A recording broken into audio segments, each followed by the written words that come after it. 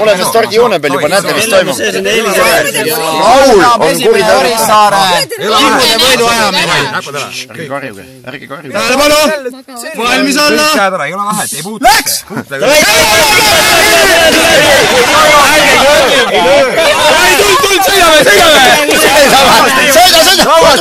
Lauast eemale käsi! Lauast eemale! See magab ju! Käed lauast eemale! Eematate neid! Võimagi ühe tiiru saunast lihas või? Käed eemale! Käed eemale! Kuule, see pole üldse kõrvad kotti. Käed eemale, oodake! Ma valan seda siidriku peale. Meeletu võidu ajamine on käimas, väga põnev algus. Ühistart. See ei ole seekord suusavahetusega sõit, see on klassikaline.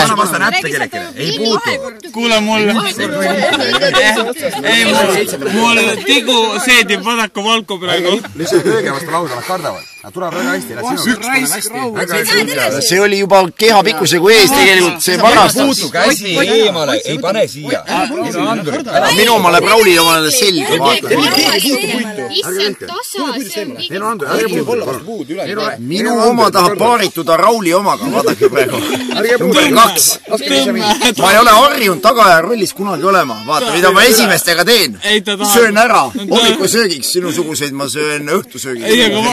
Ei, aga vaata, ronnibki selge. No aga teeb ära rapi kohe siin, vaata. Ei, tundus, et ei saab üle sõida. Ma sõidan nagu teerulliga vastastest üle.